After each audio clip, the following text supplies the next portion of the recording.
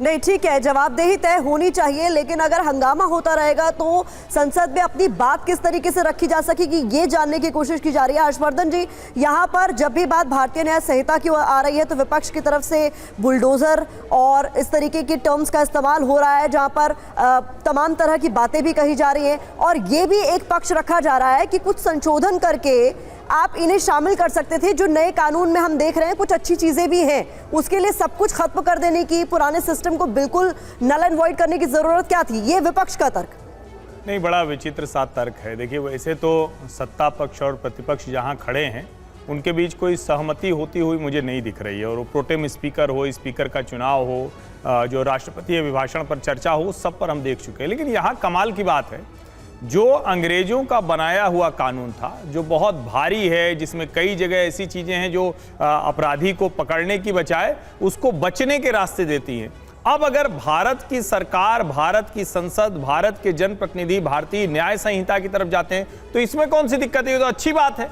और आपका कानून अब ज्यादा स्पेसिफिक हो गया है, कई मुद्दों पर सीधे बात करता है, कम समय में न्याय की बात करता है, सबकी जवाबदेही तय करता है। और अब इसमें अगर कोई बदलाव भी करना है तो बदलाव तो बड़ी आसानी से हो सकता है, आगे अगर होगा तो इसी भारतीय न्याय संहिता में बदलाव हो जाएगा। लेकिन अगर दंड से न्याय की तरफ हम बढ़ रहे हैं, उस पर भी विपक्ष हंगामा कर रहा है, तो ये बात ना समझ में आने वाली। ठीक है धनंजय गिरि जी, लेकिन इसका जवाब दीजिएगा, क्योंकि हमारे देश में सिस्टम कैसे काम करता है ये आपको भी पता होगा। रेहड़ी पटरी वाले किसी भी शख्स से आप पूछ लीजिए कि पुलिस वाले को कितना पैसा देते हैं वो, तो वो आपको बता देगा। अब दिल्ली में जो बीएनएस के तहत, भारतीय न्याय संहिता के तहत पहला केस दर्ज हुआ है, वो रेहड़ी पटरी वाले के खिलाफ ही हुआ है। पहले 200 रुपए जुर्माना देना होता था, अब जुर्माने की रकम बढ़ाकर 5000 कर दी गई है। ऑपोजिशन इसीलिए ये आरोप लगा रहा है कि भाई आप एक तरह के पुलिस राज को बढ़ावा दे रहे हैं, अब पुलिस वाले और ज्यादा पैसा वसूल करेंगे। तो अगर ये आरोप लगाए जा रहे हैं और इस पर चर्चा की बात की जा रही है कि भाई सदन में चर्चा हो जाए तब फिर ये कानून अमल में लाए जाए, तो इसमें क्या गलत है? समीर जी, यानी कि आपका मानना है कि 200 रुपए देना जायज है और 5000 नाजायज है। हमारे समझ से तो 2 रुपया भी नाजायज है। अगर इस देश में किसी को अगर 1 रुपया भी अगर नाजायज देना पड़ता है, मैं कानूनी जुर्माने की बात कर रहा हूं भाई, आप समझे नहीं धनंजय जी, मैं कानूनी जुर्माने की बात कर रहा हूं।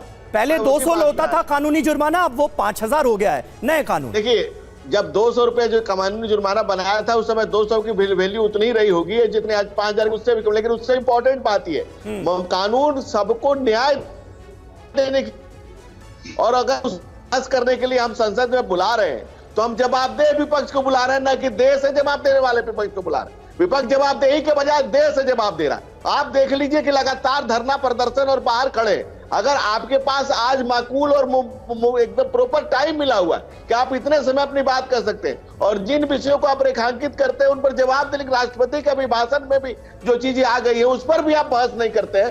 क्वेश्चन फॉर द क्वेश्चन, सिर्फ हंगामा खड़ा करना आपका मकसद है। दूसरा, अगर आप आज कानून को पारदर्शी बनाया जा रहा है, सबके लिए सुलभ कराया जा रहा है, सबको अवसर दिए जा रहा है, तो आपको ऐसी क्या मोहब्बत है कि आज तो मुगलों के कानून से मोहब्बत है या ऑपोजिशन ये कह रहा है कि ये कानून आप लोगों ने तब पास किया जब तकरीबन 150 सांसदों को विपक्ष के निलंबित कर दिया गया था।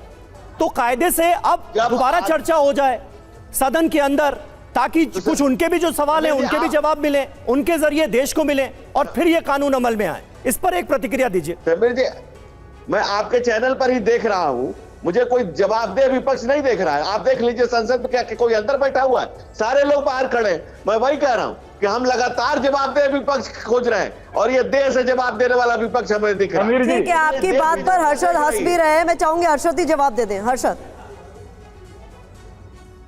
कमाल की बात है प्रतिमा जी, धनंजय गिरि जी कह रहे हैं कि सांसद बाहर प्रोटेस्ट कर रहे हैं, अंदर नहीं जा रहे हैं। अरे भाई साहब, संसद में अंदर जाने का समय 11 बजे तय हुआ है, अगर उससे पहले प्रोटेस्ट कर रहे हैं तो पर तकलीफ कर रहे हैं। जिस बात पर वो बैठे हुए कर रहे हैं उसी बात को आप यहाँ पर दोहरा रहे हैं। वो कह रहे हैं, देखिए बीच में मत बोलिए, देखिए वो वहां पर प्रोटेस्ट हो रही है सीबीआई, ईडी और डिक्टेटरशिप के खिलाफ। यहाँ आप कह रहे हैं प्रोटेस्ट क्यों कर रहे हैं? आपकी दिक्कत क्या है प्रोटेस्ट करने से? किसान अगर आपके खिलाफ बोले तो आपको दिक्कत है, छात्र आपके तो आपको दिक्कत है, अग्निवीर के जो बेनिफिशियरी हैं जिन लोगों को अग्निवीर से दिक्कत है, वो अगर सोल्जर बनना चाहते हैं, देश की रक्षा करना चाहते हैं, वो सड़क पर आकर आपके बिल का विरोध कर रहे हैं, तो आपको दिक्कत है। आपकी समस्या क्या है? अगर 11 बजे संसद चालू हो रही है और 10 बजे से हम प्रोटेस्ट कर रहे हैं वहां बाहर, तो आपको क्या प्रॉब्लम है? क्या यह संसद के नियम के खिलाफ है? और फिर मैं आ जाता हूं अब आपकी बात पर कि आईपीसी में नई धारा लगा दी, अंग्रेज का कानून रद्द कर दिया। भाई साहब धनंजय गिरी जी, आपको पता है 170 धाराएं ऐसी है जिसका सिर्फ आपने क्रमांक बदला है, धारा क्रमांक। उनके अंदर बिल में कोई, उनके डिटेल्स में कोई संशोधन नहीं हुआ है, उसमें कोई बदलाव नहीं हुआ है। जैसे आईपीसी की 420 की धारा जो फ्रॉड की होती है, उसको 316 कर दिया गया है। इसके अलावा उसमें कोई बदलाव हुआ है? आप बताइए मुझे। 150 सांसदों को 150। नहीं हर्षद शर्मा जी, तो इसका हल क्या है कि सदन में हंगामा किया जाए, कार्यवाही को स्थगित करना पड़े, जैसे इससे पहले हमने देखा? इसका हल यही है? बिल्कुल। देखिए, अगर ये सरकार ऐसा सोचती है समीर जी कि 145 सांसदों को सस्पेंड कर देगी, उसके बाद चुनाव में चली जाएगी और वापस आएगी, तो उस बिल पर चर्चा की मांग नहीं होगी, तो ऐसा नहीं होगा।